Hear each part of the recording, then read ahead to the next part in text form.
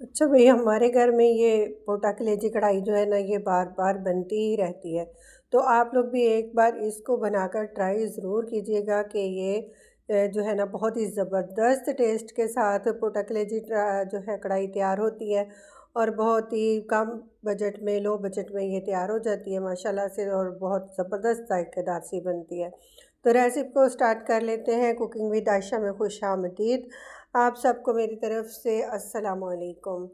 तो हमने 1 किलो जो है ना पोटा कलेजी लिया था, उसको बहुत अच्छे से पानी के अंदर डिप करके रखा, सिरका और नमक लगाया, 2 चम्मच सिरका, 1 चम्मच नमक 1 किलो के लिए लगाया और 15 मिनट के लिए छोड़ दिया और बहुत अच्छे से उसको वॉश कर लिया। अच्छे से इसके ऊपर से चर्बी जो होती है, फ़ैट वगैरह उतार के इसका ब्लड अच्छी तरह से रिमूव करेंगे, धोएँगे और देखें किस तरह से साफ़-सुथरी माशाल्लाह से ये हो गई हैं कलेजियाँ। ये पोटे भी आप देख लें और जो दिल है ना इनको कट लगाकर अंदर से साफ़ करना होता है, ब्लड जो इसके अंदर होता है ना उसको साफ़ करना होता है ताकि ये बहुत अच्छी सी गज़ाइयत के साथ तैयार हो जाए।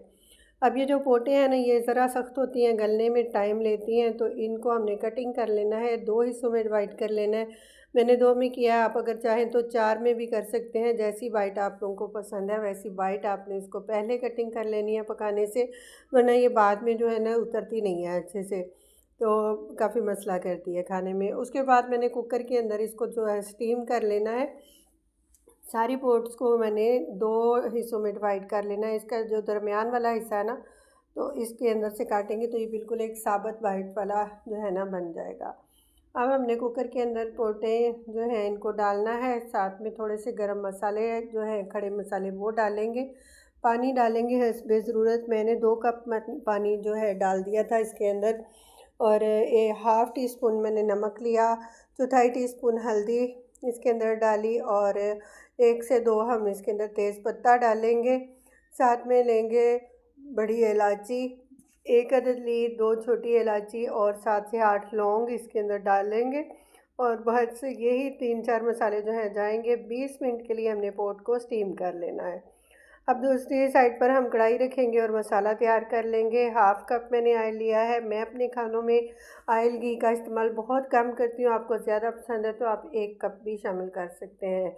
मीडियम साइज़ की 2 प्याज ली हैं मैंने, जो वज़न में तकरीबन 1 पाव थी, पाव से हल्की सी ही कम थी। तो इनको हमने प्याज को सौते कर लेना है अच्छे से और इसको ब्राउन बिल्कुल नहीं करना, क्योंकि हमने इसका अच्छा सा मसाला जो है ग्रेवी तैयार करनी है। तो 20 मिनट हो चुके थे, मैंने अपना कुकर खोल के देखा, माशाल्लाह से खुशबूदार सी हमारी पोटें जो थी वो गल कर तैयार हो चुकी थी।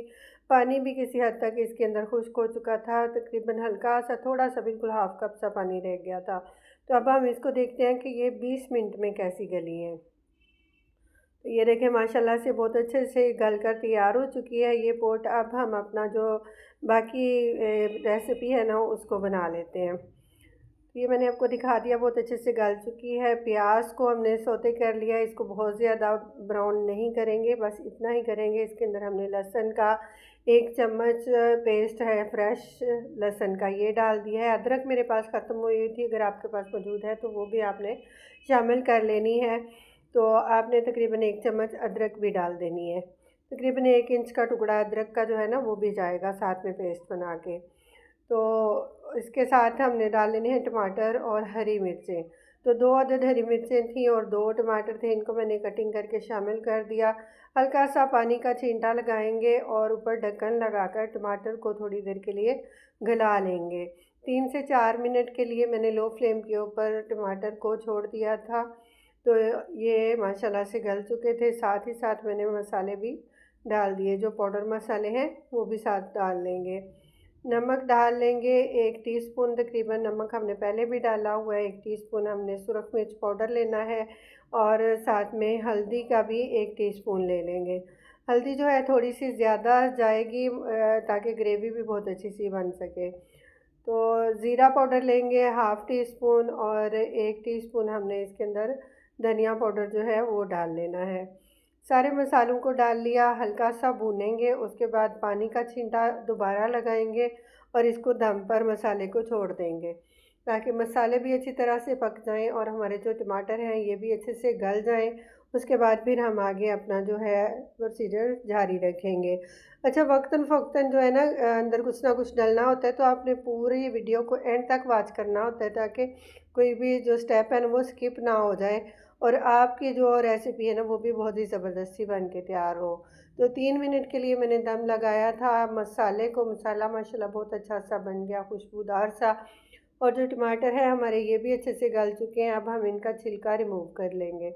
हल्का सा अपना जो स्पैचुला है, चम्मच है हैंडी बनाने का, इसके साथ दबाएंगे तो छिलका अलहदा हो जाएगा और इसका जो अंदर से पल्प है ना वो अलहदा हो जाएगा। तो हम छिलके जो हैं इनको उठा लेंगे आसानी के साथ। किसी भी टूल के साथ आपने इनको निकाल के उतार लेना है।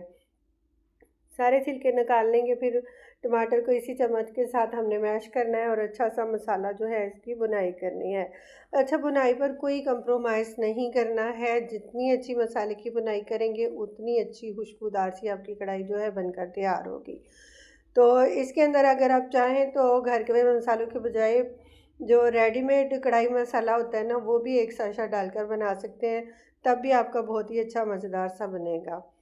तो घर के मसालों के साथ इसलिए बनाते हैं ताकि आसानी से हर घर में जो है मौजूद होते हैं और आसानी से मिल जाते हैं। तो तकरीबन आधा पाव, हाफ़ कटोरी जो है मैंने दही का इसके अंदर शामिल किया और उस कटोरी के अंदर थोड़ा सा पानी डालकर उसको भी हिलाकर डाल दिया ताकि दही अच्छी तरह से निकल जाए। एक कड़ी पत्ते की डंडी ली और कड़ी पत्ते हमने इसके अंदर शामिल कर दिए। बहुत अच्छी सी खुशबू के लिए कड़ी पत्ता भी जाएगा। अगर आपके पास मौजूद है तो ज़रूर डालिए, अदरवाइज़ आप स्किप भी कर सकते हैं।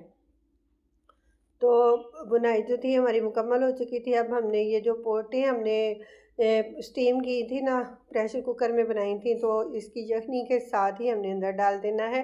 जिसके अंदर यखनी थी वो भी साथ ही जाएगी और साथ ही पोटे डालेंगे।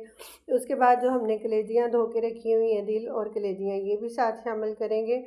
थोड़ी सी बुनाई करेंगे, 1 से 2 मिनट भूनेंगे इसको अच्छे से। कलेजियाँ अपना पानी छोड़ेंगी। इसी पानी के अंदर जो है हमने अपनी कलेजी को पकने के लिए छोड़ देना है ढक कर। तो मीडियम टू लो फ्लेम के ऊपर हमने इसको कुक करना है, बिल्कुल भी हाई फ्लेम नहीं करना है। और जो है ना मीडियम टू लो फ्लेम के ऊपर ढक्कन लगाकर हमने इसको तकरीबन 7 से 8 मिनट के लिए छोड़ देना है। 5 मिनट के बाद एक बार हमने चम्मच चलाकर देख लिया था तो अभी इसके अंदर पानी बाकी था।